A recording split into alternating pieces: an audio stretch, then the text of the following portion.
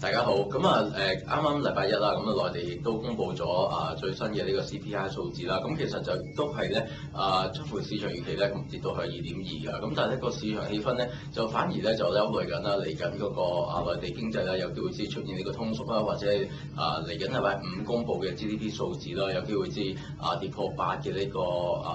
保8嘅目標㗎。咁所以令到個市場咧個憂慮咧咁短期嚟講亦繼續升溫啊，因為就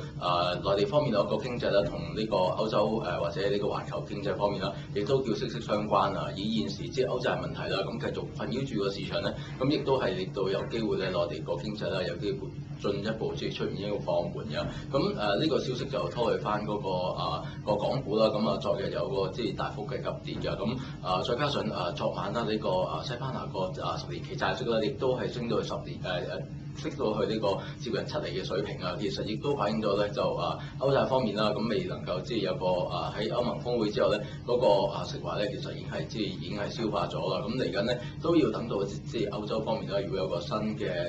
個細節啦，再推出嘅話咧，個市場先有機會進一步對歐債問題啦可以有個降溫跡象。咁睇翻嚟緊恒指嘅個表現啦，咁有機會咧，因為嗰個19000點咧就有個牛貨重貨區嘅牛證重貨區啊。咁相信咧嚟緊如果個環球股市啦個觀望氣氛持續嘅話咧，其實個港股咧有機會下試翻嚟呢個19000點呢個位置。咁但係咧嚟緊個港股其實個走勢咧未至於睇得太悲觀住，因為始終嚟緊喺呢個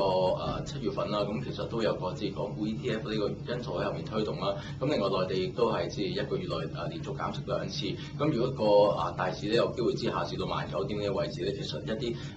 受惠減息嘅股份咧，其實亦都不妨喺呢啲位置吸納㗎。咁同呢個早前一路投資嘅板塊基調一樣啦，咁都係呢個內房股板塊啦，同埋呢個